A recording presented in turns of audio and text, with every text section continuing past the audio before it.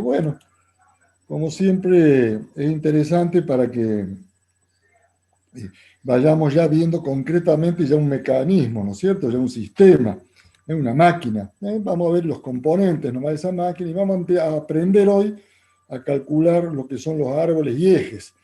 O sea, es un elemento de cálculo importante el de los árboles y ejes. ¿Sí? Bueno, primero vamos a hacer una descripción, vamos a hacer un pequeño repaso del movimiento de rotación para que más o menos nos pongamos de acuerdo. Es más o menos lo que vieron en física, más algo de lo que vimos a principio de año, pero acá ya vamos concretamente al caso que nos ocupa. ¿Sí? Bueno, vamos a compartir entonces la pantallita que yo la tenía por acá. Profe, buenas noches, ¿cómo va? Hola, ¿qué tal? Antes Buenas de noches. de que arranque, ¿le puedo hacer una consulta? Sí, con todo gusto, lo escucho. Con respecto a los finales, quería hacerle dos consultas. Primero, ¿cuántas unidades tiene el teórico en ¿Cuántas total? unidades? Ahí son 9, 10, depende, 9 más o menos. Pasa Perfecto. que es Y la largo, lo que otra, pasa es que va entrando lo que yo te voy diciendo, ¿no? Por ejemplo, de esta unidad de hoy, algunas cositas la vamos a obviar, ¿sí? bien, perfecto. Yo porque tenía, bueno, la promo práctica del año pasado y estaba en duda de si rendirlo. Pasa que nosotros no tuvimos clase el año pasado el teórico, entonces, bueno, quería ver si tirarme el lance ahora en septiembre, pero... ¿Por qué no eh, tuviste clase? ¿Tuviste clase? Zoom, pero tuviste. Claro, pero tuvimos clases prácticas, del teórico casi ni tuvimos. Yo estaba con el ingeniero Niveiro y casi ni tuvimos clases teóricas. Entonces, bueno, Bueno, nada, por eso no debería no tenía, haber. digamos, visto los temas. Sí, sí, te entiendo, no debería haber sido. Bueno, Pero este, no, era para consultarle eso más que nada y, bueno, no, pero preguntarle a dónde no te hagas podía. problema. Si vos has venido este año, no. ¿Vos este año estás cursando acá o estás cursando a la mañana? No, acá en este curso. Bueno, no tenés problema, ¿sí? Los temas son los que estamos viendo. Así que no, no, no. Bueno, ya te has dado cuenta, yo le voy diciendo de cada unidad, ¿no es cierto?, cuáles son los temas que más nos interesen. ¿Sí? Perfecto. Sí, yo le quería consultar si usted me podría recomendar alguna bibliografía para las últimas tres unidades y bueno, quería ver si la podía preparar para ahora en septiembre y bueno, si no, seguir con el cursado como vengo. Sí, sí, yo te comento más o menos después. Vamos a ver cómo llegamos más Perfecto. adelante. Sí, sí, sí, hay Listo. tiempo. Gracias. Sí, es el 11 de septiembre, o sea, es medio cortito para nosotros, ¿eh? Sí, sí, sí, sí. No sé si lo viste ahí nomás, o sea que no hay mucho tiempo porque llega volando. ¿Mm? Así es. Bueno, era eso, profe. Gracias. Pero sí, es complicado, te digo que es, este, es largo. Vos sabés, te habrás dado cuenta que es bastante larguito. ¿Mm? Para que no sé por qué no puedo entrar al escritorio, no sé qué pasa.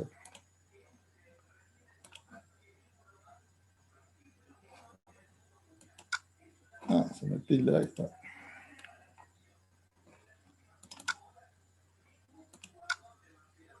Buah, acá sí, ¿y por qué acá no? Ahora sí. Bueno, vaya a saber qué había pasado. Bueno, ya estamos entonces, vamos a la unidad 6, ¿sí?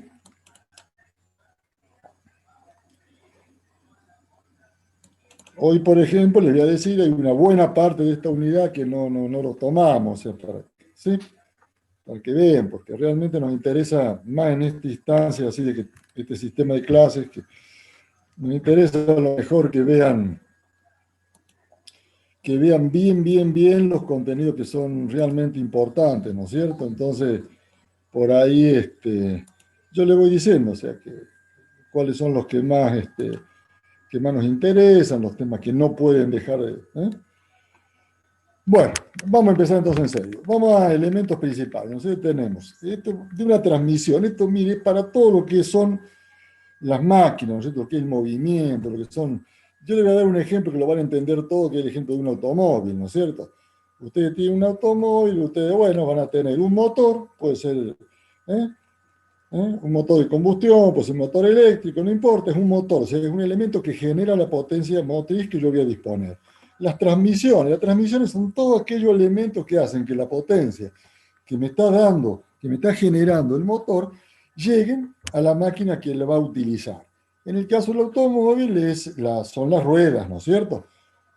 A través de lo que nosotros llamamos potencia en llanta, ¿sí? Potencia en llanta sería entonces la potencia que yo tengo disponible en la rueda para impulsar el automóvil. Y transmisión es todo aquello que lo vincula. O sea, yo estoy en el motor, del motor tendré el acoplamiento o el embrague, y de ahí tendré la caja de velocidades, tendré las de multiplicaciones de diferencial, tendré todo lo que es hasta llegar a la rueda con la potencia en llanta, ¿no es cierto? ¿Sí? Bueno, esas serían las tres partes, eso está en todas las máquinas. Piensa en las máquinas más tontas, que son, por ejemplo, esas batidoritas de mano, ¿no es cierto? Donde usted tiene el motorcito, que sería el que está en la parte de arriba de la maquinita, tiene un ejecito, ¿sí? Que sería la transmisión, y tendría máquina útil operadora, la piecita de abajo, donde usted va a comprar las cuchillas, los distintos accesorios, ¿sí? Desde lo más simple, lo más complejo, tenemos estos tres tipos de elementos. Lo que nosotros vamos a estudiar ahora, y es el objeto de la materia, lo demás no, las transmisiones, ¿sí? Las transmisiones. Bueno, por supuesto que la forma universal de moverse o pasar de un motor al motor termina en un eje, ¿sí? La potencia del motor se entrega a través del eje donde yo tengo la toma de cigüeñal, ¿no es cierto? ¿Sí? A la salida del motor, y bueno, ahí está, es un eje. Y entonces por eso es que le damos especial importancia al cálculo de los árboles y ejes. ¿No es cierto? Eso nosotros usamos medio indistintamente. En realidad ejes es cuando el esfuerzo predominante es el de flexión. Y árboles son aquellos en el cual el esfuerzo predominante es de torsión.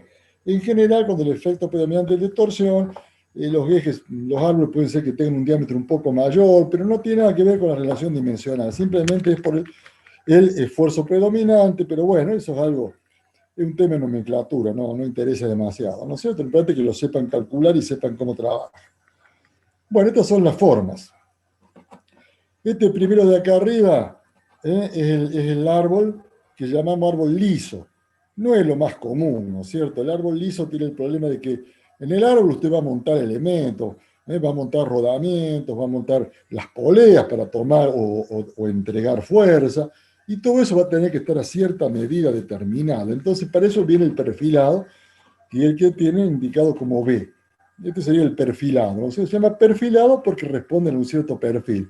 Yo tengo estos elementos, estos soportes, estas diferencias de diámetro, que estos ofician de topes, ¿no es cierto? Esto es la función es fijar posición de otros elementos, ¿no es cierto? Yo con esto voy a poner acá, por ejemplo, puedo poner un rodamiento, acá una polea, acá otro rodamiento para hacer el soporte, y acá una polea, ¿sí? Como tiene un chavetero, un engranaje, lo que yo necesite, para tomar o para entregar fuerza.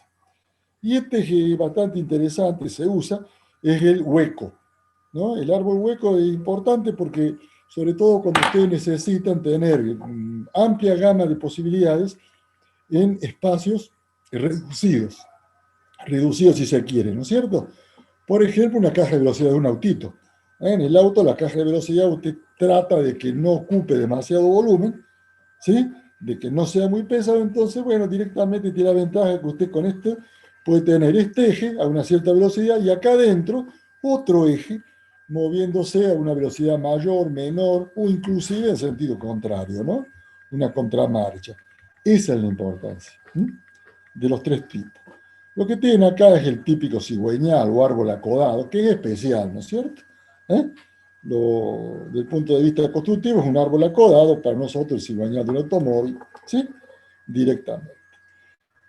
Vamos a repasar un poquito, muy rápidamente lo que ya hemos visto y lo que vieron en física, ¿sí?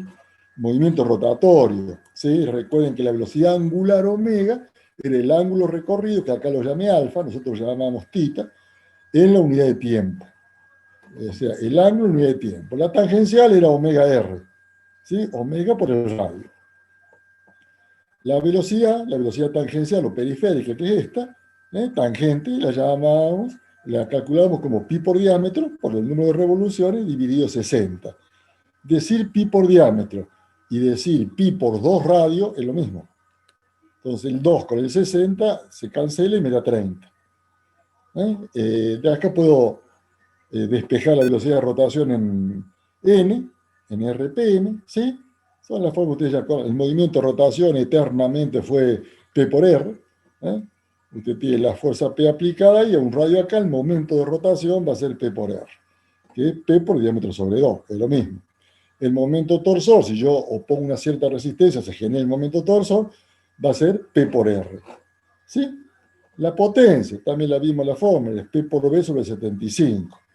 Pero como V es 2pi Rn sobre 60, lo reemplazo acá, ¿sí? 2pi por V, más o menos 628, 4500 PRN. Si yo el R lo mido en centímetros, multiplico por 100, en definitiva obtiene esta fórmula, que es la que más usamos. Momento de rotación igual a P por R, 71.620, N mayúscula, que significa potencia, sobre N minúscula, que significa revoluciones por minuto. Todo esto lo hemos visto, pero bueno, acá como lo vamos a usar, acá en forma importante para el cálculo de los ejes, es que yo se lo repaso, ¿sí? Sobre todo para que lo recuerden. Momento de inercia lo vieron en estática, en resistencia, no hace falta volver sobre esto. El momento de inercia respecto al eje X era igual al eje Y, porque es una figura simétrica, era igual a pi por d a la cuarta sobre 64. ¿Sí? W, que era el módulo resistente, ¿se acuerdan? Que era el momento de inercia, el J, dividido por V, que era la distancia a la fibra más alejada del eje neutro. ¿Sí? ¿Estamos? Qué bueno.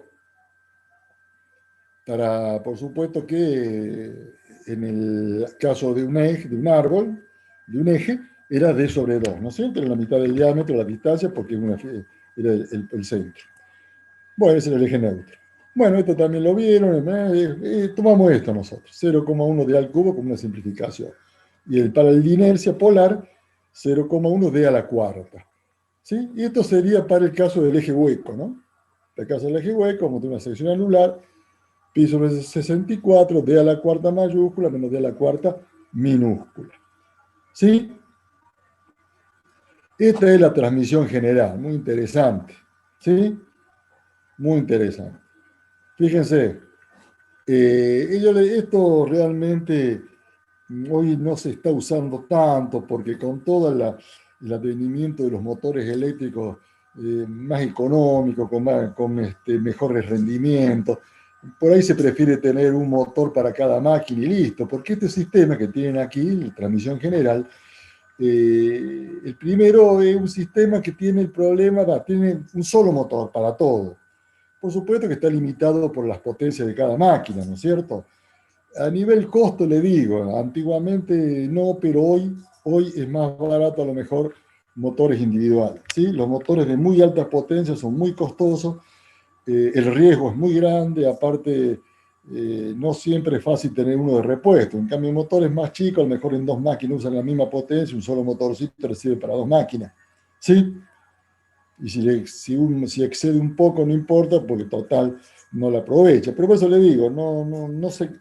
Pero bueno, ¿cómo funciona la transmisión general? Muy fácil. Un flor de motor acá para mover una, dos, tres, cuatro máquinas. Un solo motor. Este era un gran eje que se sabía poner o amurado en la pared o colgado del techo. Yo le digo, yo la última oportunidad que tuve de ver este tipo de transmisiones fue en una panadería muy grande de Córdoba, ¿sí? Donde ellos tenían directamente una transmisión general colgada del techo. ¿Sí? Era muy grande.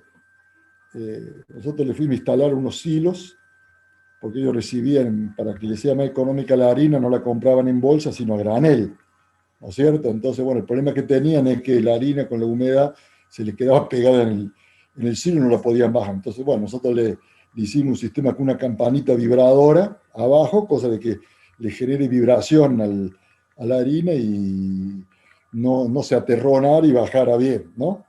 Bueno, y ahí, bueno, ahí estuvimos chusmeando un poco la fábrica, muy lindo, muy buena producción, desayunamos muy bien, estuvimos como una semana para instalar todo. Y bueno, ellos tenían, por ejemplo, una transmisión general, tenían tenían dos máquinas que eran las primeras, las mezcladoras, donde ponían la harina, todas las demás cosas. Después tenían otra, creo que eran dos también, amasadoras, donde ya empezaban a amasar la masa, tenían la sobadora, ¿sí? La estiradora, pero así grupito. Entonces tenían un solo florro de motor, ¿sí? Un lindo motor acá que les movía todo. Pero claro, no son máquinas de gran potencia. Y lo bueno es que el coeficiente de simultaneidad es muy bajo. O sea, porque mientras al principio sí funcionaban estos dos grupos de máquinas, después funcionaban las otras, estas dos estaban paradas. Entonces era, ¿no es cierto?, mucho más fácil de mantener el sistema. Bueno, y acá tienen los distintos elementos, ¿no es cierto? La M1 son las 4 máquinas, este es el motor. Todo lo que tiene la letra P son poleas, ¿sí? Poleas con correas. Ya vamos a ver bien en detalle lo que son las poleas y las correas, pero bueno, todo el mundo más o menos una idea tiene, ¿no es cierto? Y si no, levante el capó, fíjese el alternador, ahí tiene polea y correa. ¿Sí? C sub 1, todo lo que tiene la letra C son cojinetes, ¿no es cierto? Que son los puntos, que son los soportes del eje, ¿no es cierto? Entonces tenemos el C sub 1, el C sub 2. Estas son las poleas, el C sub 3. Este es un acoplamiento, porque como el eje es muy largo, ¿no es cierto? El acoplamiento, como el nombre lo dice, ¿no es cierto? Es una pieza, un elemento, que ya lo vamos a estudiar después, que permite unir un eje con otro, ¿sí? Generalmente en forma permanente, ¿sí? Y acá tiene, por eso yo esto lo llamé T sub P. T sub P significa transmisión primaria, porque es la que está vinculada directamente al motor. Pero ustedes se fijan, acá tienen otra que es TS, que significa transmisión secundaria. ¿Por qué? Porque se deriva de la primaria y permite nuevas posibilidades. En este caso, ustedes ven estas poleas escalonadas, permiten cambios de velocidad, ¿no es cierto? Los que alguna vez han trabajado con perforadores, esto lo conocen muy bien. Desplazando esta correa en distintos canales, distintos puntos, yo voy logrando distintas velocidades. Otra posibilidad es que esto también se llama contramarcha, porque a veces se usa para invertir la marcha. Sí, bueno, directamente son, otra vez es un solo eje, una sola transmisión. Entonces acá tienen los casos, ¿no es cierto? Cuando en este caso, una sola transmisión primaria se llama directa. Cuando hay una o más secundarias, se llama indirecta. Y después está esto, que es bastante interesante, que es por grupos. Yo tengo acá dos máquinas, generalmente son dos máquinas que cumplen funciones similares, o en una operación de mecanizado, operaciones consecutivas, ¿no es cierto? Entonces yo divido en grupos. Acá tengo entonces estas dos maquinitas se alimentan de esta transmisión secundaria que a su vez va a esta transmisión principal. Y acá lo mismo. Estas dos máquinas se alimentan a través de esta transmisión secundaria que a su vez recibe el movimiento de esta transmisión principal. Entonces tiene los distintos tipos acá. ¿No? General, directa, indirecta, por grupos. Ahí pueden encasillar todas las transmisiones que vamos a ver. Todas las máquinas que ustedes vean por ahí, equipos, sistemas que vayan dando vuelta, lo pueden agrupar en esta clasificación. Repasamos un poquito los esfuerzos que sufren los árboles. ¿Qué quiere decir esto? Bueno, quiere decir cuando yo estoy usando el eje para un cierto tipo de transmisión de esfuerzo, ¿qué esfuerzo realmente llega al eje? Tiene que soportar el eje y por supuesto que el eje lo transmite a los apoyos, ¿no es cierto? A los soportes, a la armadura de la máquina. ¿Estamos? En el caso del motor de automóvil sería el bloque a través de los cojinetes de bancada. ¿Sí? Bueno, vamos a ver distintos casos. Yo puedo tener transmisiones a través de correas, como recién les comenté, o de engranajes, que así no hayamos estudiado engranajes, todos tienen una idea de haber visto un juego de engranajes trabajando, ¿no es cierto? Bien, entonces ahí tenemos, vamos a ver el primer caso, una polea motora, ¿sí? O sea que directamente vamos a ver qué pasa cuando yo tengo un motorcito que termina en una polea, a qué esfuerzo va a estar sometido esa polea que yo tengo ahí. La transmisión por correa tiene una característica, ¿sí? Ustedes tienen que poner las dos ruedas unidas por la correa, tienen que tensar la correa, eso se llama tensión inicial o de ajuste o de cierre, ¿sí? Y ahí, bueno, está en reposo. Cuando usted pone en marcha el motorcito, ¿qué pasa? Empieza como a arrastrar, ¿no es cierto? En un sentido, o sea, de un lado, empieza como a arrastrar, sería de este lado. Y del otro lado es como que se afloja. Acá estaría girando en sentido antihorario, ¿no es cierto? Si yo hago girar esto en sentido antihorario, por la resistencia que me opone la otra polea que voy a tener acá, y acá es como que se estira, y acá es como que se acorta. Entonces esto se llama rama tensa y esta rama floja. ¿Sí? La fuerza que yo transmito por la correa, la que yo transmito a la otra polea, es precisamente la diferencia entre esos dos valores. Es precisamente la diferencia entre la rama tensa y la rama floja. T mayúscula menos T minúscula. ¿Sí? Por eso que yo pongo acá T menos T es igual a P. Y otra cosa que hay que tener en cuenta es el peso propio, ¿no es cierto? El eje va a ser de acero, no va a ser de tergopol, o sea, va a tener un cierto peso propio, que indudablemente va a ser un esfuerzo que lo voy a transmitir a la bancada, los soportes y lo tienen que aguantar. Entonces yo tengo una resultante, que es la que yo tengo acá, yo primero compongo T con T, las dos T y obtengo esta resultante que tengo acá arriba. ¿Sí? T mayúscula con T minúscula. Las traslado todas paralelamente acá al centro. ¿Sí? Y acá tengo el peso propio que es este. Entonces, la diferencia entre esta T chiquita y esta T grande me va a dar esta primera resultante. Esa la compongo con Q, que es el peso, obtengo la resultante final. Es lo que significa esto que tienen aquí.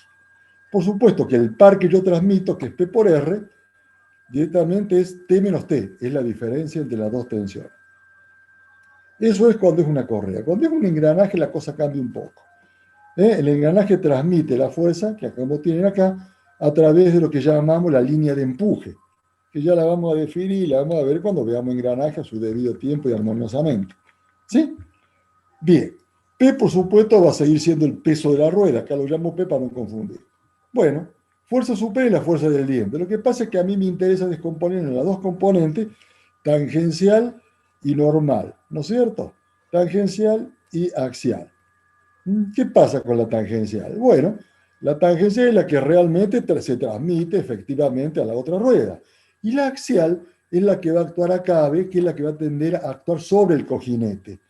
Esa a veces se suma, a veces se resta, depende de la posición. Como está indicado acá, se restaría. El R este se restaría la P, ¿no es cierto? Si estuviera acá arriba, coincidiría. Por ejemplo, acá coincidiría, ¿cierto? Bueno, eso es lo que le significa acá. El R, que es P más F, le genera flexión. Y por supuesto que F por R, torsión. La componente tangencial por el radio es torsión. Bueno, acá tenemos, a ver, la acción de los soportes. Bueno, esto lo han visto en estática, es cálculo de las reacciones. Lo que acá dice A es lo que ustedes trabajaron como R sub A, ¿no es cierto? Resistencia en A, resistencia en B. Esto es cuando está en voladizo. Si está entre apoyos, sepa. Si está entre apoyos es esta, ¿no es cierto? Las fórmulas son estas. Eso lo han visto en estática, acá solamente, y el momento flector máximo, acuérdense que estaría acá, ¿no es cierto? Acá tengo 0, viene acá, ¿no es cierto? ¿Estamos? ¿Sí? Bueno, sigamos continuando siguiendo. Lo que tienen acá es un poco algunos ejemplos, algunos dibujitos para distender un poco la cosa. ¿Sí? El esfuerzo de flexión. El esfuerzo de flexión yo lo puedo disminuir de dos maneras distintas, que es lo que pretende este dibujo. Una es trabajando en el diámetro. ¿Sí? Si flexiona, le pongo un diámetro mayor, y va a, ¿no es cierto? Para evitar el problema de flexión. Y la otra forma, ¿cuál sería? Y acortar la distancia entre apoyos, ¿ven? Ubicar apoyos intermedios, ¿no es cierto? Esto sería otra forma. ¿Sí? Esto sería otra forma. Bueno, acá lo que han hecho acá en esta parte donde tenían más esfuerzo, les metieron un diámetro más grande. Esto es para que lo miren, para que más o menos se den cuenta de cómo trabaja. Acá viene la parte linda, la parte que hay que saber, la parte que más les gusta y que siempre preguntamos en los exámenes, que es la parte eminentemente de cálculo. Como siempre hacemos, tratamos de hacérselo lo más simple, ameno posible y que no tengan que memorizar sobre todo. Acá tienen que memorizar, pero una fórmula que obligadamente, porque nos ayuda muchísimo, simplifica mucho. Y la vimos ya varias veces y la vamos a seguir viendo. Árboles sometidos a flexión y torsión. Es el caso que hablamos recién del engranaje, ¿no es cierto? Tiene un efecto de flexión, un efecto de torsión. Bueno, acá tienen las causas, ¿no? Hay una flexión debido al peso propio de las partes, árbol y poleas, que se calcula por momento flector máximo, directamente como recién lo vimos. Flexión por tensión de las correas también, ¿no es cierto? Se suma al momento flector del peso propio y la de las correas, que también mismo como se calculaba. A la fuerza tangencial periférica por el movimiento de rotación. Son todos efectos de flexión. Acá tienen cómo calculan cada uno. ¿Sí? ¿Cómo calculan cada uno? La fuerza tangencial la calculan con esta formulita y listo. La torsión de vida es P por R, como dijimos ya varias veces. Acuérdense lo que era T menos T, ¿no es cierto? Tensión en la rama tensa y menos tensión en la rama floja. El cálculo del momento ideal por flexión-torsión es la fórmula de Bach, no le busquen más. Esto se llama momento, ¿no?, ideal. El momento ideal suma los efectos de los dos momentos, el de flexión y el de torsión. Entonces, pues se llama momento actuante ideal. ¿Sí? M sub I. Bueno, es igual a 3 octavos del flector más 5 octavos de la raíz cuadrada. Este coeficiente alfa cero lo tienen las tablas de A0 y Ciro lo calculan de esta forma. Es una relación entre los coeficientes de trabajo, flexión, torsión. ¿Sí? K sub F sería el de flexión y, y el otro sería de torsión. Bueno, aquí ingresé a un alumno.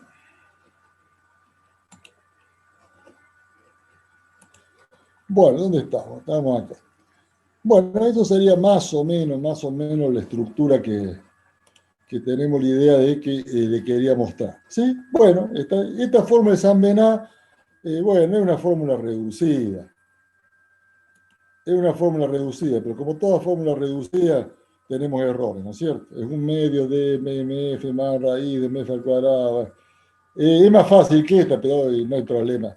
Y la inglesa es como para tener una primera idea, una primera aproximación, como para empezar a hablar, ¿sí? Esa es la inglesa. M sub i sería el momento ideal de flexión. Bueno, M sub i sería el momento ideal de flexión, pues alfa cero lo sacamos acá, la ecuación de resistencia, el momento ideal es W por el K sub F. El diámetro de la sección circular, el diámetro de la raíz cúbica de M. Esta formulita es una primera ya, como para un primer calculito rápido que pueden hacer. Bueno, vamos acá, tienen otro gráfico más, tienen este. Flexión debido al peso propio de las partes, ¿no es cierto? Tienen las dos partes ahí. Acá tienen, este es el método polígono funicular, acá tiene el momento flector máximo. Esto es lo que hablamos antes, este es un ejemplo que tenía tensión de las correas, hay fuerza tangencial, ¿sí? O periferia. Bueno, son ejemplos para que vean cómo trabajar, y acá sería el típico ejemplo de una de un engranaje envoladizo, ¿no es cierto? Esta es la forma de dibujar el engranaje. Acá viene la parte interesante que quería que hablemos. Cálculo de árboles, ¿sí? Este cálculo de árboles es interesante que lo vean. Esto lo pedimos siempre, es un tema que tomamos mucho en los finales, es un tema muy interesante. Denle la especial importancia que el tema realmente tiene, ¿sí? La importancia que el tema tiene. Momento torsor es P por R, ¿sí? Momento torsor es P por R, es directamente. ¿Cómo lo equilibramos el momento torsor? Dividiendo el momento de inercia, la fibra más alejada, por la tensión de torsión, que me daría el módulo resistente. ¿Sí? Entonces, bueno, se me ha ido la otra pantallita, no sé qué pasó. Bueno, no sé por qué se me fueron las herramientitas, a ver si de acá lo saco. Si vuelvo acá.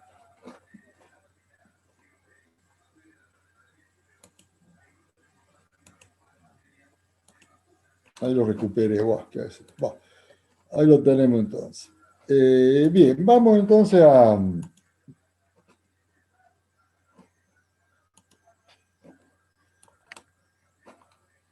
Bueno, no sé qué pasa.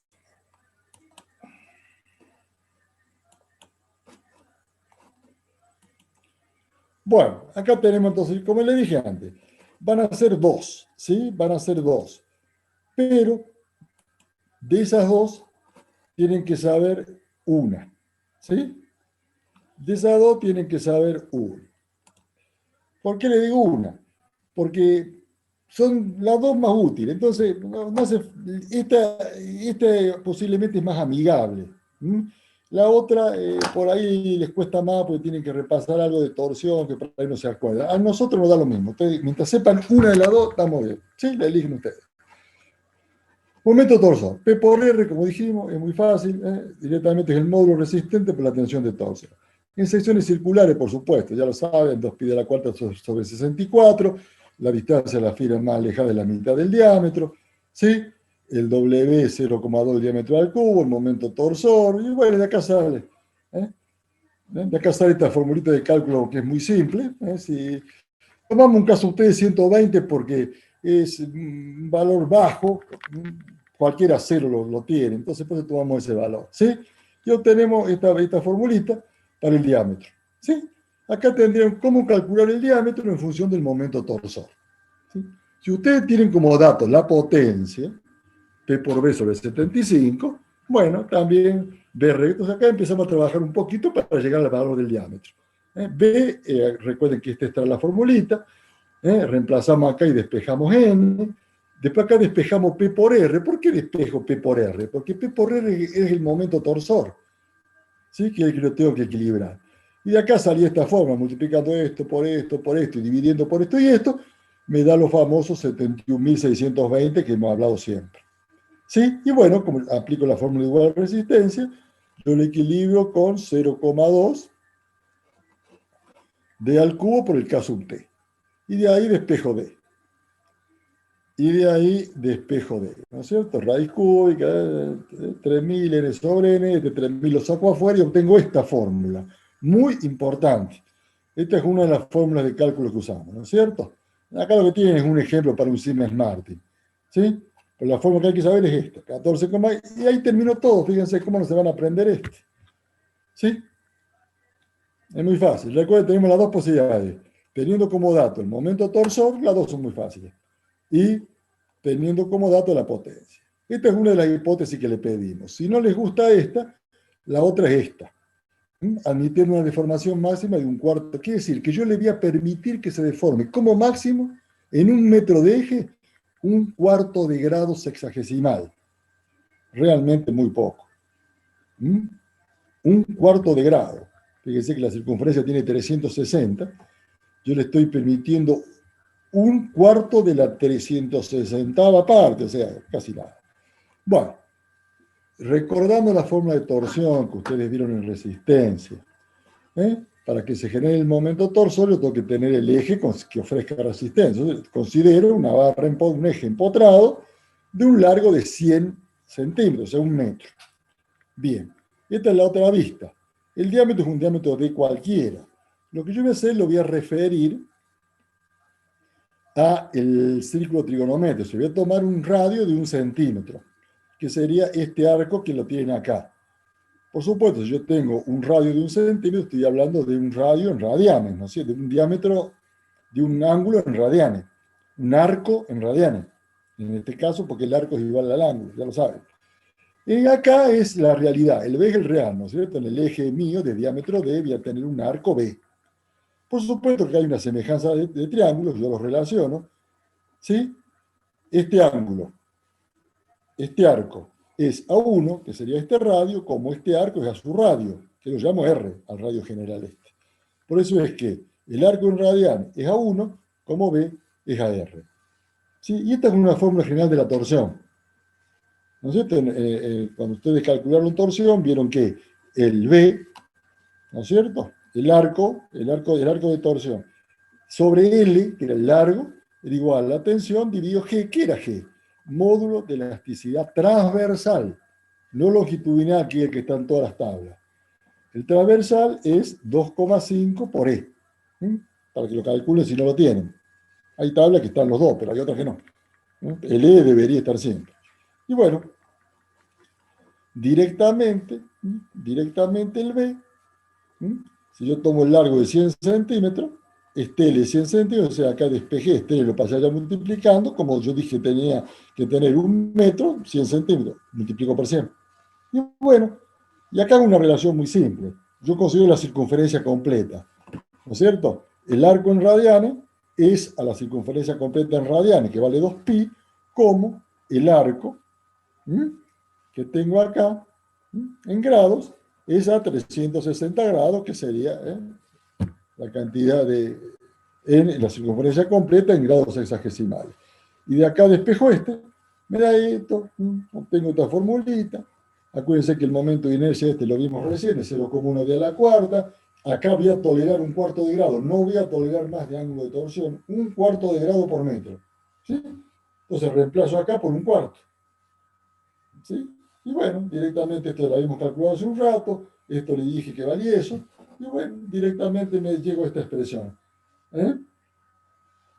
Que es bastante interesante. 12 raíz cuarta de n. Es una fórmula muy parecida a la anterior, no igual, da valores distintos. ¿Sí? Bueno, esto que tienen acá es una consideración. Cuando uso una u otra, se lo voy a mostrar gráficamente, lo van a entender bárbaro, porque así en el aire tal vez no. ¿Sí? Cuando tenemos una raíz cuarta y una raíz cúbica. Bueno, vamos a la temperatura provocada por rozamiento. Eso, bueno, eso se lo puse ahí como para que tengan idea de lo que significa, ¿no es cierto? Voy a tener una presión de trabajo P, que en kilo por centímetro, una velocidad V, por supuesto, cuanto mayores son estos parámetros, más es lo que yo necesito de sistema de enfriamiento, ¿no es cierto? Cuando P por V, cuando el producto de la presión por la velocidad es menor o igual a de día 30, bueno, en aire calmo alcanza, ya si es 50 hay que pensar enérgico con una corriente de aire, 90 forzada y acá ya con agua, ¿no? Vamos. Y esta es la P de trabajo por rozamiento, que esta es la formulita que ustedes tienen directamente. Pero no le interesa. Lo importante es que de las dos hipótesis que le di, la anterior, esta sería una y otra sería la anterior. La que ustedes quieran. Acá está lo que decía la fórmula de cálculo. Fíjense qué lindo que se ve acá. Qué interesante que es esto. ¿Sí? Qué interesante que se ve esto acá. Ustedes van a tener ahí las formulitas. Las dos, graficadas. Fíjense que hay un punto de equilibrio en el cual da lo mismo. Porque yo acá tengo qué diámetro me da como resultado en función de este cociente n sobre n. Acá apliqué una fórmula y acá apliqué otra. ¿Cuándo uso una u otra? A mí lo que me interesa es siempre estar cubierto, ¿no es cierto? Entonces conviene siempre usar la fórmula que me daría un valor de diámetro más grande, ¿no es cierto? Para estar más tranquilo en cuanto a coeficiente de seguridad. Y también depende de la aplicación, ¿sí? Por supuesto. Hay aplicaciones en que hay riesgo de vidas, aplicaciones en que no, bueno, eso. Entonces, directamente hay que tenerlo en cuenta. El punto de equilibrio es más o menos 0,1. Entonces, cuando usted tiene un cociente, potencia en número de revoluciones, que le da 0,1, puede usar cualquiera de las dos formas, le va a dar prácticamente lo mismo. ¿Sí? Prácticamente lo mismo.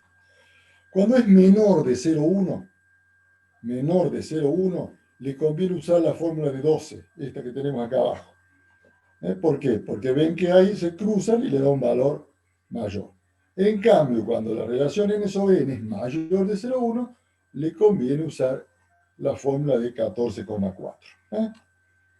Por supuesto, eso hay que saberlo, pero si no se acá tiene el gráfico. ¿De dónde viene? ¿Sí? ¿De dónde viene? Viene de este gráfico.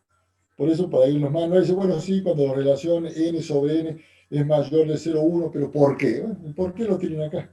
¿Sí? Usted representó gráficamente la 2 y fíjese lo que le dio. Punto de equilibrio en 0,1.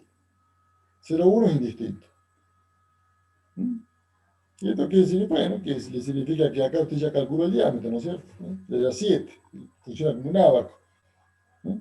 Si usted tiene una relación 1, fíjese cuánto le da este. Le da 14 y este le da 11. Sí, joven, lo escucho. En la fórmula de la que de arriba es raíz cúbica. Sí, Ah, la de abajo bien. es No, no cuarta. alcanzo a ver el número. La de abajo es cuarta, ¿sí? Por eso te digo. No es fácil así a simple vista darse cuenta. Pues, por eso yo siempre recurro a este gráfico y te los ayuda mucho. Pero acá viene una parte más distendida, cómo se montan los árboles de transmisión, ¿no es cierto? Esto que ustedes ven acá, nosotros llamamos el resalto o pestaña. La función de este diámetro que tienen acá más grande, normalmente es hacer de tope, de fijar posición, ¿no es cierto? Yo con este bueno, el engranaje va a venir acá, acá va a venir el rodamiento. Entonces yo fijo la posición a lo largo del eje de los elementos. Este radio se suele hacer para evitar la concentración de tensiones, ¿no? Serían los casos. Acá tienen cómo se calculan los salientes. Les digo que ustedes, a nivel de ingeniería industrial, a veces pueden llegar a tener que hacer algún montaje, algún dispositivo para alguna operación de mecanizado. Bueno, entonces directamente con esto ustedes tendrían, para cada diámetro, ¿no es cierto?, cómo tendrían que dimensionar estas pestañas. Ahí le da el diámetro el más grande y le da el ancho. Por supuesto que, cosa de no hacerlo tan a ojo. Acá tienen como una estimación, ¿no? Son fórmulas empíricas. Anillos de retención, estos son interesantes, estos se usan a veces, ¿no es cierto?, cuando usted quiere a lo mejor o variar la posición o algo así, ¿sí? Entonces directamente se usan estos anillos, que son directamente anillos, como el nombre lo dice, el diámetro, acá tienen las dos vistas, este diámetro entra sobre el eje, deslizando tranquilamente, y acá arriba va en este caso un tornillo Allen, entonces directamente usted lo pone donde quiere, aprieta con fuerza el tornillo, entonces este lo fija, queda ahí clavadito. Y este es cuando es pesado, cuando usted quiere lograr un efecto de retención más efectivo, ¿no? Entonces directamente usted pone dos, le hace dos tornillos y le hace lo que se llama una entrada de mecha, ¿no? Una entrada de mecha en el eje, cosa de que el tornillo entre un poquito. Como ustedes ven acá, en vez de ser un contacto de punto nomás, como en este caso, que usted permite, le hace como esta casualita acá. Entonces ahí no se mueve nada, seguro que no. Aparte le fija siempre la misma posición, ¿no? Eso es interesante. Usted lleva el anillo ahí, le va a dar el tornillo hasta que ve que entra en el agujerito y le queda siempre en el mismo lugar. Lo que tiene acá es el bipartido, muy común, ¿no? Por ejemplo, el cigüeñal, los cojinetes de bancada del auto, los cojinetes del automóvil son de este tipo, ¿sí? Son bipartidos, no tienen estos tornillos, pero tienen un sistema de sujeción. Que es lo mismo, entonces yo directamente son dos mitades, yo pongo una mitad, la otra mitad, luego uno con estos tornillos y listo, queda cerradito. Esto simplemente son dibujos de cómo calculan los ejes la flexión, ¿no es cierto? Esto que tiene acá es el famoso sólido de igual resistencia que ustedes vieron en estática. Que nosotros con nuestro eje tratamos de que estos diámetros sean siempre mayores, ¿no es cierto?, a medida que va creciendo el momento. Acá tendría el momento máximo, por eso acá el eje es de más diámetro. Y acá tiene la formulita para calcular en cada uno, ¿no? Acá la tienen, ¿ves? Diámetro de eje, que con esto calculan cada diámetro a cada distancia X de acuerdo a por X en el momento. Bueno, esto simplemente es un resumen de lo que es estática. Acero Siemens Martin, trabajamos más o menos con 1000 kilos de KSUPF. Si es carga variable, ya sea alternativa, nos caemos a la mitad por las dudas, ¿no? Estas fórmulas las conocen, la DRA, la DRB, ¿sí? Reacción en A, reacción en B, el momento flector máximo, ¿sí? Bueno, ahí tienen más o menos lo que ya ustedes ya sabían. ¿Qué más teníamos? Bueno, acá tiene la formulita del diámetro, sección circular, acá tiene todo lo que ya vimos, acá lo tienen medio como resumido, ya relacionándolo con distintos materiales. Acá le damos distintos coeficientes para acero colado, sería la vulgar fundición, ustedes conocen, para acero dulce, hierro forjado, y este último sería para el Siemens Martin, que es lo que yo les dije acá, ¿no? Cuando yo digo Siemens Martin, para que a muchos no les suene, es una forma de pedirlo comercialmente, ¿no? El Siemens Martin. En realidad es un 1040, 1045, ¿sí? 1040, 1045. Y el dulce estamos hablando de un 1010, 1020, ¿sí? Bueno, eso sería más o menos. Ahí tenéis el cálculo de las secciones del momento en las secciones, que a ustedes lo que les interesa es esto, ¿no? Cómo calculan el diámetro en las secciones intermedias. Bien. Acá también tienen varias cargas. Tengo una cargas diversas, ¿sí? Este es un poquito el dibujito. Ejes verticales. Acá viene la parte que donde yo siempre le digo en clase qué es lo que vemos y qué es lo que no vemos. Yo eje vertical le voy a comentar ahora en un ratito, pero no lo estamos evaluando. ¿Sí? No porque nos sirva el tema, sino simplemente porque son muchos los temas que tienen que ver. La idea es que vean muy, muy bien aquellos temas que entendemos que son fundamentales y que más le puede ser necesario para lo que viene, le queda un año, nada más que por eso. Vertical, yo le comento, se usa en eje vertical, le hablo un poquito de gorro, todo esto lo comentamos nomás, véanlo, lo interpretamos acá en clase, pero no lo evaluamos. ¿Sí? Cálculo del diámetro, son otras cosas que ya, ¿viste? Esto lo vieron ustedes cuando acá el problema que tenemos ya se han dado cuenta por esto, ¿no es cierto? Acá tenemos que trabajar con el tema de lo que es el pandeo, ¿no? Entonces se aplica la fórmula de Euler, que es la que ustedes tienen aquí en la otra, el módulo de elasticidad, esto lo han visto cuando vieron pandeo. Pero como ven poco pandeo, mejor no hace falta que veamos. Estos son gorrones. Bueno, ¿qué son gorrones? Con perdón de la palabra. Son directamente aquellos tramos del eje en el cual trabajan los apoyos, los cojinetes, los rodamientos. Es como el eje se vincula con el resto de la máquina. ¿Sí? Cómo se vincula con la armadura, con lo que es el esqueleto, la estructura de la máquina, la arquitectura que llamamos de la máquina. Bueno, esos son los gorrones, hay de muchos tipos. Este es frontal, ¿sí? Este es un frontal con pestañas, que le llamamos con collar, ¿sí? Este, bueno, por supuesto que acá si ustedes ponen un cojinete va a tener que ser bipartido.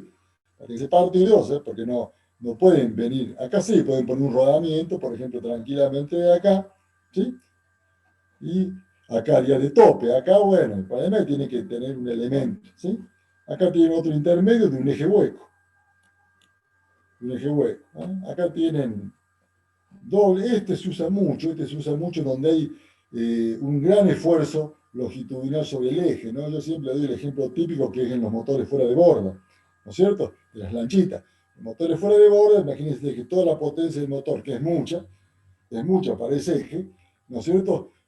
Va a la pala a través del ejecito de salida del motor. Y bueno, se le hace con estas pestañas, cosa que acá trabajen los cojinetes y distribuya esa gran presión sobre distintos. La divide un poquito. Y este es el esférico. Cuando usamos el esférico, trabaja como una rótula. El esférico lo usamos cuando yo contemplo la posibilidad de absorber pequeñas desalineaciones en los ejes. ¿Sí? Pequeñas, por supuesto. O flexión, ¿no? Por ahí el eje es medio delgado, entonces yo con un gorrón de estos estoy seguro de que lo va a absorber a la pequeña flexión que le voy a permitir. Este es el cálculo de los gorrones, no, bueno, acá está la distribución de tensión, la presión media, como ven son todas fórmulas prácticamente prácticas que para pedirse la tendrían que memorizar. Pero usamos los mismos ejemplos, fíjense que el W es lo común de al cubo, acá hay relaciones, son fórmulas empíricas. Yo se los puse para que lo tuvieran si alguna vez en la vida le hace falta. El rozamiento, lo mismo que dijimos antes, ¿no es cierto? A mayor presión, ¿sí? A mayor longitud, en el caso del gorrón. Verificación por temperatura también, lo mismo que dijimos. Bueno, gorrones de extremidades huecas se calculan igual, nada más que fíjense cómo cambia la fórmula, ¿no es cierto? Tenemos la relación de diámetro, que es común. Bueno, eso es estático, ¿no? La fórmula del módulo resistente viene del momento de inercia, o sea que es lo mismo. Y el esférico también, tienen el diámetro del gorrón, del bollete que es de la parte de atrás. O sea, le digo, esta forma ya la conoce. El momento ideal, el famoso momento ideal de Bach. O sea, es la misma forma, 3 octavos del fractor más 5 octavos de la raíz cuadrada de la suma al cuadrado de 2. ¿Sí? Por supuesto que esto también lo usamos. El momento ideal es igual al módulo resistente por el coeficiente. Por eso le digo, es adaptarlo a los gorrones. Y pivots serían las partes de eje. El gorrón es cuando usted tiene un eje horizontal pivot sería la parte de contacto del eje con una superficie, un eje vertical. Sería, por ejemplo, el apoyo, ¿no es cierto? Sería, a veces se usa lo que llamamos, que ya vamos a ver después, la unidad que corresponde a la crapodina, ¿no es cierto? Usted tiene un eje vertical, esta fuerza P, y esta parte sería lo que llamamos el pivot. ¿Sí? La parte del eje que se vincula con el terreno. Ahí tienen esto. ¿Sí? Fíjense, esto es muy interesante, yo siempre se los comento porque en este caso la distribución de tensiones sería esta, ¿no? Estas son las flechitas, tengo una tensión muy grande en el núcleo, en la proximidad del eje. Entonces, ¿qué hago yo? Y hago este mecanizado, entonces directamente, ¿ven? Acá la distribución de tensiones queda así. Yo no transmito al apoyo esa tensión máxima que tenía en el eje. Esa es la ventaja. Después tiene este, miren qué lindo, con contacto de punto. El problema es que tiene que ser bastante resistente el material de base. Y este también es con cono. Y este es bastante usado también. Sí, este tiene la gran ventaja de que tiene ahí este alojamiento, a veces también sirve para como un alojamiento de retención de aceite, ¿no? Eso es lo interesante. Bueno, acá tiene la presión. ¿Qué le pasa a Francisco Moreno? Lo admití como 20 veces. La presión transmitida por el pivot, ¿no es cierto? Ya le digo, acá le da la forma, no se da problema por eso. Simplemente compartamos este grato momento para enterarse de qué son las cosas, ¿sí? No hay ningún problema, la forma de clave es todo lo mismo, o sea que no. Bueno, acá también tienen, ¿ves? Que yo le puse todo para que lo tuvieran, pero no. Pivote de anillo, pero no. Apoyado sobre rodamiento, que todavía no estudiamos rodamiento, ya lo vamos a estudiar, ahí vamos a charlar un poquito de los pivotes apoyados sobre rodamiento, cuando estudiemos rodamiento, ¿no? Como una aplicación, que acá lo tienen, ¿no? Bueno, acá van cómo van distribuyendo las tensiones, ¿no? Este sería el eje, tengo un apoyo acá, hace todo diametralmente, ¿no es cierto? Ya van a rodamiento. Bueno, vamos a ver un poquito de qué son los acoplamientos, ¿sí? Le voy a dar acá un rápido raconto de lo que es acoplamiento. En la próxima clase vamos a ver todo el detalle de acoplamiento. Este tema es un tema que es muy práctico, muy descriptivo, que no es lo normal en la materia nuestra, ¿no es cierto? Acá es mucha descripción. Simplemente vamos a ver esta parte. Yo en los finales, lo que por ahí hago una preguntita, ¿sí? Alguna preguntita de cómo trabaja el acoplamiento, que me diga cuáles son los acoplamientos que conocen. ¿Sí? Muy descriptivo, o sea, muy fácil, no tiene elementos de cálculo. Yo sé que a ustedes les aburre cuando no hay cálculo, pero bueno, lo vamos a ver en dos partes. Hoy vamos a ver la introducción, la clasificación, la diferencia con embrague, y la próxima clase vamos a ver puntualmente uno por uno los más usados. ¿Sí? Entonces, la próxima clase teórica vamos a ver esto y vamos a continuar ya con este programa. ¿Sí? Pero vamos a revisar un poquito el acoplamiento. Yo les voy a explicar más o menos cómo funciona, que es lo que le vamos a preguntar. Es muy simple, es muy simple. Ya hablamos antes, yo le dije, ¿no? Que como el eje era largo, yo unía dos tramos de eje con lo que llamaba el acoplamiento, que simplemente es una pieza, un elemento que sirve para unir un eje con otro. En vez de soldarlo, ¿no es cierto? Directamente uso un acoplamiento, porque es más fácil de armar y desarmar. ¿Sí? Dice que genera unión permanente y eso lo distingue de los embragues. Los embragues no, son uniones temporales. Ustedes recuerden que ustedes tienen el motor del automóvil, el embrague es el que lo vincula con la transmisión. ¿No es cierto? Entonces, temporariamente, usted acopla, desacopla, ¿no? Cuando usted no quiere que la potencia del motor vaya a la llanta porque está frenado, se detiene en una esquina, entonces usted aprieta el embrague, saca la marcha, ¿no es cierto? Entonces, el embrague es unión temporaria, pueden ser comandados, lo hace usted con el pedal o automáticos, ¿no es cierto? Lo automático, cuando el número de revoluciones baja, desacopla, ¿sí? Esa es la clasificación. No hace falta que la memoricen, le vamos a ver cada uno de estos elementos, lo vamos a ver, va a ser un título para nosotros y va a ser un dibujito y un elemento que vamos a explicar. O sea que, pero tengan una idea de esto, me interesa fundamentalmente, esta clasificación, ¿no? En rígidos, en móviles y en elásticos. Rígidos, como el nombre lo dice, no permiten movimiento relativo, ¿sí? Entre ellos. Si usted tiene, por ejemplo, dos ejes y lo acopla con un acoplamiento rígido, que puede ser cualquiera de estos, no va a haber movimiento relativo. El móvil no son móviles los acoplamientos, pero permiten movimientos mínimos relativos, ¿no es cierto? Son movimientos mínimos respecto al movimiento que transmito. ¿Vamos? Si un movimiento de rotación, a lo mejor una mínima rotación entre uno y otro más. ¿Sí? Vamos, pero mínimo, movimientos relativos. Y ahí elástico, bueno, son aquellos que no es tan dura el acoplamiento, o sea, no es que ¡bluc! Acopló, chumba. No, no, no, son tranqui. Que a mí después, para que fíjense, son con buje de goma, con buje de cuero, ¿sí? Son acoplamientos que permiten que esa unión sea más suave. Generalmente se hace para cuando hay una máquina que vibra. Entonces, para evitar que la vibración de una máquina pase a la otra, le pongo un acoplamiento de estos, son los famosos manchones que le llamaban, ¿no? El manchón gumi. ¿Mm? Le digo para los que han tenido cierta práctica con alguna máquina, el manchón. Directamente ya lo van a ver después y se van a dar cuenta, pero se usa en eso. No quiere decir que sean elásticos, que sean como un resorte, no.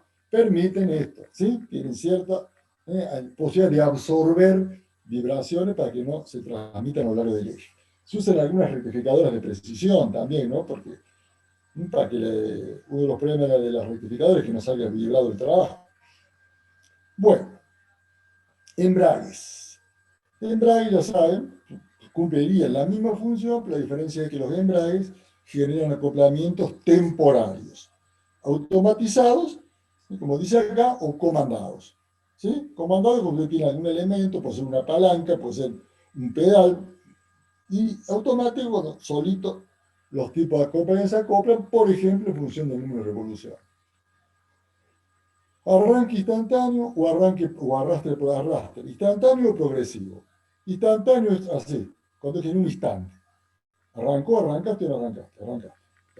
Diente periférico, diente frontal, son los tipos. Y arrastre progresivo son los de fricción, ¿no es cierto? Que sí, que usted va despacito, como el del auto, ¿no? Si usted suelta el pedal del embrague de golpe, bueno, progresivo, usted despacito tiene que ir permitiendo que el disco haga contacto, que se acople, ¿sí? Que se distiendan las patitas. ¿Estamos?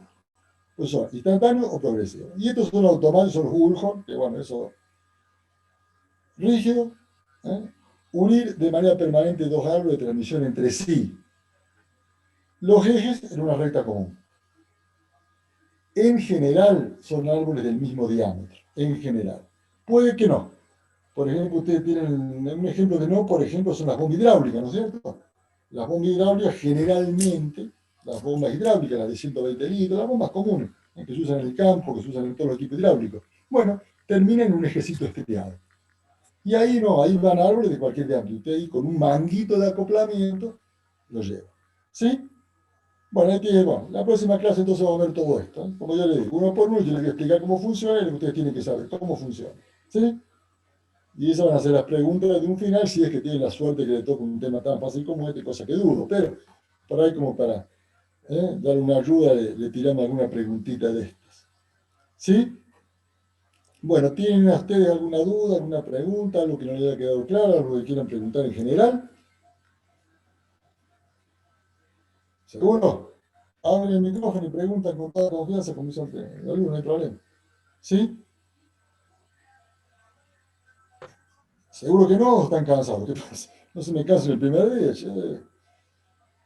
Todo bien, profe. No, voy a esperar Cuídense, un... cuídense que la cosa es larga, ¿eh? Recién empezamos, pero les aseguro que esta segunda parte es mucho más entretenida, más lindo. ¿Sí? Los temas son temas más tangibles, ¿no? Son temas que seguramente le van a interesar más. Vamos a ver engranajes, rodamientos, todas cosas que son de uso, son de uso normal, son elementos que lo pueden ver, o sea, no tenemos la primera parte aburrida de, de lo que era de todo lo que era la parte racional, ¿no es cierto? Bueno, acá nos acompaña el ingeniero Brasca, Roberto. Muy buenas noches. ¿Cómo Acá andamos, Roberto? ¿Todo bien? todo Bueno, bien. nos vemos de nuevo. Así es. Bueno, Roberto, te has dado cuenta, yo terminé ya con los chicos, ellos terminaron conmigo, están contentos. Así que te dejo entonces para que le comentes algo de todo lo mucho que siempre tenés para comentarle. ¿Sí? Bien, bien. Así ya. Y bueno, particularmente veo que ha quedado todo muy claro. De hecho, yo estuve escuchando y ha sido muy clara la clase, así que Y vos porque la escuchaste hace 20 años. No, pero convengamos que nos gusta más a todos, ¿no es cierto? Realmente nos gusta más a todos. Aparte el efecto de las vacaciones, ¿viste? ¿Eh? Todos Ya con más vendrá ganas, ¿qué va a hacer? así que Con ganas para la segunda tramo, que es más lindo. Bueno, Roberto y alumnos, gracias por la presencia, por la compañía y nos veremos entonces en una próxima clase teórica. ¿Sí? bárbaro. Haceme confitrión así Sí, sí, permanezco en sí. esta sesión. Ya está, Roberto, ya estás habilitado. Bárbaro. ¿Sí? Ya estás Bueno, habilitado. Listo, chao, buenas noches, que anden bien. muy buenas noches, que ande muy bien, profe. Gracias. Muy buenas noches a todo el Chao, curso. profe, suerte. Gracias, chao.